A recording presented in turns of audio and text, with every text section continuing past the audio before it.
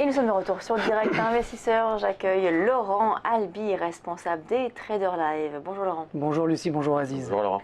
Plus 15% en 2 jours. On parle de quoi là? Du Brent. Eh oui. Du pétrole. Ascension fulgurante sur les derniers jours. Oui. On est passé donc au-dessus des $30. On a touché les 32. Donc là on a rebaissé un petit peu, mais bon. Il se pourrait qu'on continue à monter selon vous?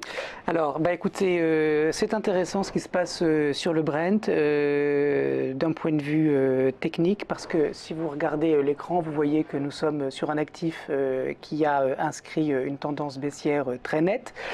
Et le dernier sommet dans cette baisse a été très largement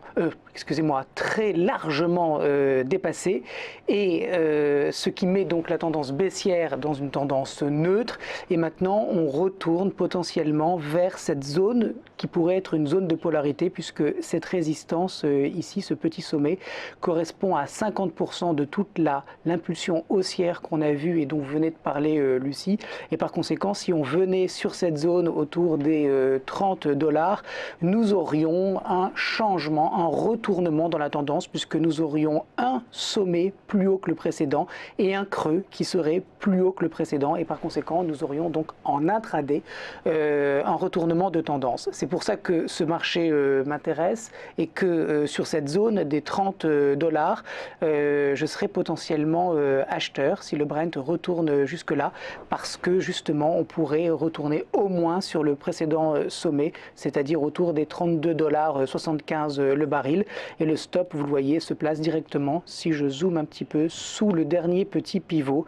c'est-à-dire que si on retourne dans cette zone, il ne faut pas qu'on retourne par contre à l'intérieur de cette précédente zone de consolidation. Par conséquent, j'ai mis un stop sous $28,99 et on joue donc le retournement potentiel du Brent. Je ne sais pas si on va aller beaucoup plus haut que ce précédent sommet, c'est encore trop tôt pour le dire. Il y a beaucoup de facteurs qui influent sur le prix du Brent, mais en tout cas, en intraday, on a les premiers signes d'une stabilisation, voire d'un retournement. Ouais. Alors certains experts qui sont venus sur ce plateau, à la fois Direct Investisseur ou voire Direct Marché plutôt le matin, me disaient que notamment sur le pétrole, on a eu souvent des baisses et des points bas touchés en février, et le rebond qui se matérialisait à chaque fois au mois de février, notamment en 98, lors de la crise asiatique, où les matières premières et le pétrole avaient touché des points bas. Est-ce que là, on pourrait assister déjà à ce scénario? Alors, le contexte actuel par rapport à ce qui s'est passé dans les années précédentes est tellement différent que cette saisonnalité pourrait ne pas fonctionner. Donc, en ce qui me concerne, puisque je suis un technicien de marché et que je ne regarde que l'évolution des prix, il semble que ce que vous ont dit ces experts puisse être vérifié, puisque effectivement on arrive au mois de février et que je note moi en intraday un retournement potentiel de tendance. Maintenant, est-ce que ce retournement va être durable? J'ai pas suffisamment d'éléments pour pouvoir vous le dire. Il y a tellement, encore une fois, de facteurs entre les réunions de l'OPEP, les prochains chiffres sur la croissance. Enfin, le pétrole, il est vraiment au carrefour de tellement d'éléments, comme je vous disais, l'OPEP, des tensions géopolitiques. Le retour du pétrole iranien. Aussi, le retour du pétrole iranien. On a aussi aux États-Unis un secteur lié au pétrole de schiste qui est en consolidation, et peut-être qu'on va avoir un rebond. Donc voilà, beaucoup d'éléments qui me font penser qu'il vaut mieux pour le moment s'en tenir à ce que le chart nous dit, autrement dit qu'en intraday, on a ce retournement. Maintenant, Lucie, est-ce que ça veut dire que le baril de pétrole va bientôt valoir 34, 36, puis 40? Moi, je n'ai pas les éléments ce matin pour vous dire si c'est effectivement ce qui va se passer. Si on retournait déjà sur les points hauts de vendredi à 32,70, ça ferait quand même 10% de progression. Donc c'est déjà un très beau trade, j'ai envie de dire.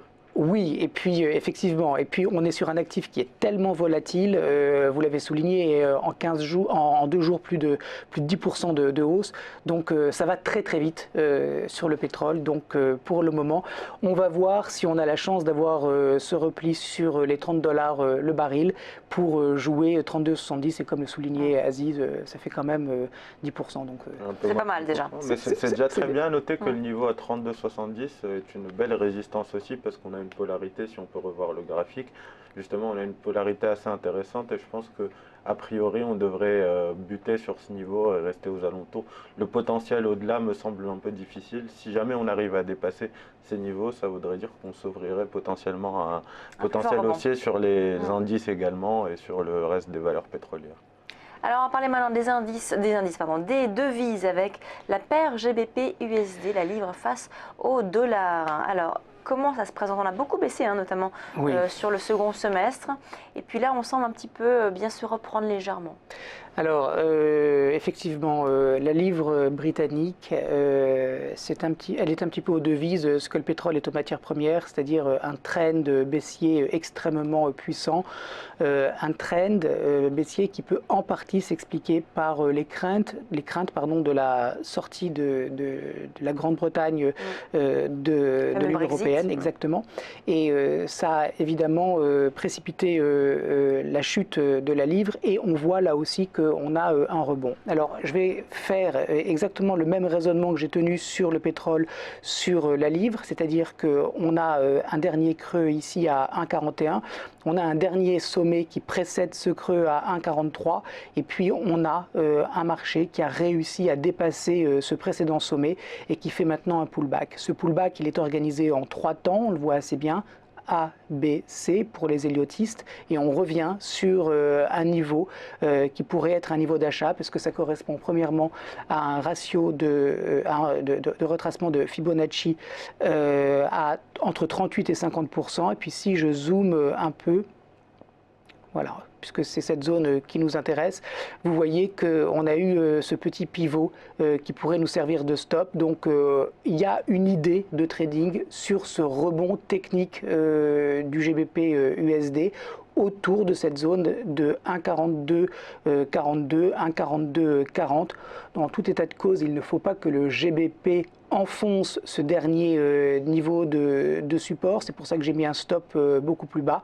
Pour le moment, on voit qu'il est soumis à de la pression vendeuse puisque ce niveau que j'avais identifié est marginalement enfoncé. Bon, on va voir si cette bougie se confirme ou pas, mais il y a cette idée donc cette idée contrarienne, d'ailleurs. Comme sur le pétrole, c'est une idée contrarienne, c'est-à-dire qu'on se met en face d'une tendance qui est puissante pour jouer donc en retournement, en intraday. Sur le GBP USD, je vise sur le précédent sommet. Sur le pétrole, en revanche, la configuration me semble plus propre. Là, c'est vrai que si on regarde le graphique du GBP USD, on a l'impression que le précédent sommet dont vous parliez est pas aussi bas que le plus récent. Oui. Et ils sont pratiquement au même niveau. Oui, c'est vrai. Alors, ceci dit, après tout le débat entre les mèches des bougies et les lignes de clôture, vous voyez, si on se met en clôture, on est quand même, vous avez raison, on est moins haut sur ce sommet que sur celui-ci, sur le GBP que sur le pétrole, mais néanmoins, on est quand même clairement plus haut.